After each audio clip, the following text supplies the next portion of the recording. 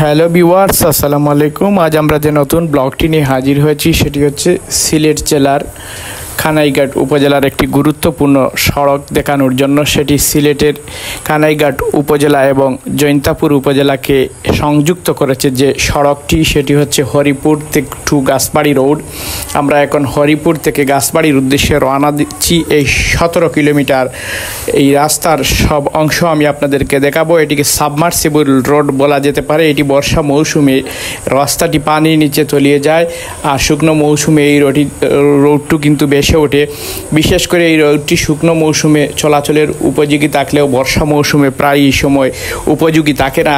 এই রাস্তাটি কিন্তু যে কালো রঙের যে কালার দিয়ে যে পাকা করা হয়, যেটাকে আমরা বলে থাকি যে গালা দিয়ে পিচ করা, সেই পিচ ডালা রোড কিন্তু সেটি নয়, সেটি হচ্ছে আরসিসি ডালাই দিয়ে একটি রোড করা হয়েছে।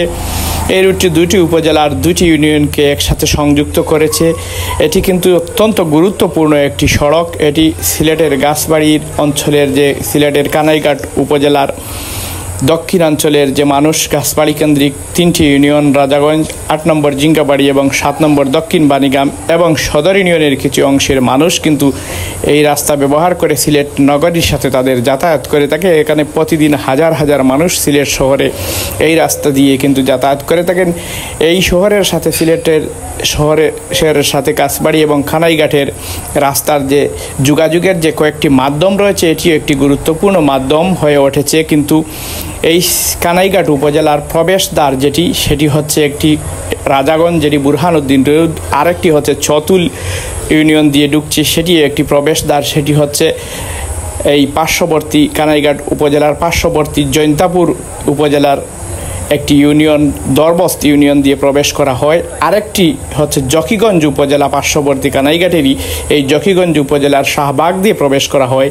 মোট বড় 3টি রাস্তা দিয়ে প্রবেশ করা যায় কানাইঘাটে, কিন্তু এর সাথে যোগ হয়েছে বুরহানুদ্দিন রাস্তার সাথে যোগ হয়েছে এই গাছবাড়ি টু হরিপুর রাস্তা। এই হরিপুর রাস্তা কিন্তু এই গাছবাড়ি এলাকার মানুষের দীর্ঘদিনের স্বপ্ন ছিল। সেই স্বপ্নকে বাস্তবায়িত করেছেন বিগত 15 বছরের যে শাসিত সরকার, সেই সরকারের আমলেই কিন্তু এটি বাস্তবায়ন হয়ে যান চলাচলের উপযোগী করা হয়েছিল। কিন্তু এখন বর্তমানে রাস্তাটি জরাজীর্ণ অবস্থায় রয়েছে। এই রাস্তাটি সংস্কারের কোনো মেরামত নেই, জনপ্রতিনিধিদের দেখার কেউ নেই। এখানে কিন্তু রাস্তাটি অত্যন্ত ভেঙে চুরে একবারে নষ্ট হয়ে গেছে। মানুষ চলাচলের কোনো উপযোগী নেই, যানবাহন চলাচলের উপযোগী নেই। কিন্তু মানুষ তার পরও কষ্ট করে এই নগরী থেকে গাছবাড়ির সাথে এইভাবে সিএনজি দিয়ে যোগাযোগ করে থাকেন। এটি কিন্তু বিস্তীর্ণ একটি হাওরের মাঝ দিয়ে বয়ে গেছে এই রাস্তাটি। দেখতে পাচ্ছেন সামনে কিন্তু একটি অংশ কিন্তু খুবই ভাঙ্গাচুরা অবস্থায় রয়েছে। এখানে গাড়ি থেকে নেমে কিন্তু রাস্তা পার হতে হয়। এই অংশটি জৈন্তাপুর উপজেলায় পড়েছে। এই জৈন্তাপুর উপজেলার হরিপুর এবং কানাইঘাট উপজেলার গাছবাড়ি, এই দুইটি ইউনিয়নকে সংযুক্ত করেছে এই রোডটি। এটি হচ্ছে গাছবাড়ি হরিপুর রোড।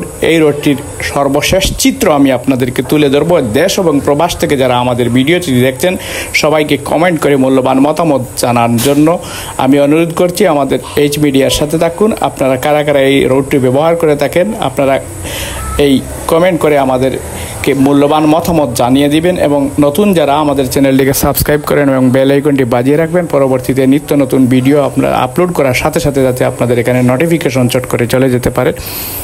ধন্যবাদ আপনারা যারা এতক্ষণ কষ্ট করে ভিডিওটি দেখছেন। পরবর্তীতে আমরা আবার নিত্য নতুন কোনো ভিডিও নিয়ে হাজির হব। সে পর্যন্ত আপনারা ভালো থাকবেন। আপনারা দেখাচ্ছি এই বিস্তীর্ণ হাওরের বুক ছিঁড়ে যে বয়ে গেছে গাছবাড়ি হরিপুর রোড। এই গাছবাড়ি হরিপুর রোডের অংশ দেখাচ্ছি।